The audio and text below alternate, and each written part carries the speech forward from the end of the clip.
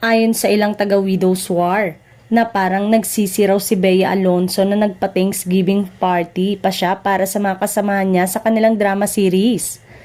Dahil yon sa nangyaring gulo kina Archie Alemania at Rita Daniela na umabot pa sa demandahan. Masaya lang daw kasi ang samahan nila at naging close na talaga silang lahat.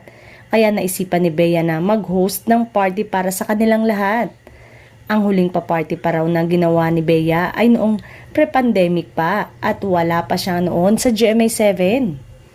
Mismong si Bea raw ay na-offend sa mga sinabi ni Archie kay Rita. Kaya kaagad daw niya itong pinagsabihan na huwag namang ganunin si Rita.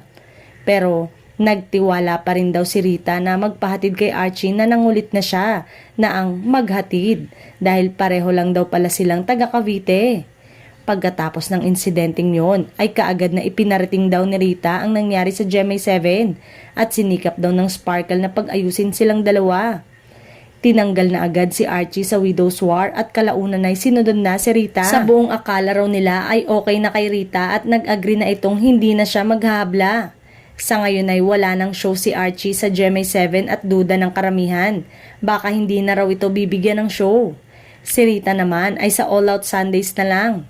Pero wala pang nakaalam kung mabibigyan pa ba siya ng isa pang programa pagkatapos siyang nawala sa Widow's War. Sa pagkakaalam daw niya ay babalik pa ang karakter niya sa naturang drama series. Kaya lang hindi na pala in-extend ang Widow's War at malapit nang matapos ang taping nito.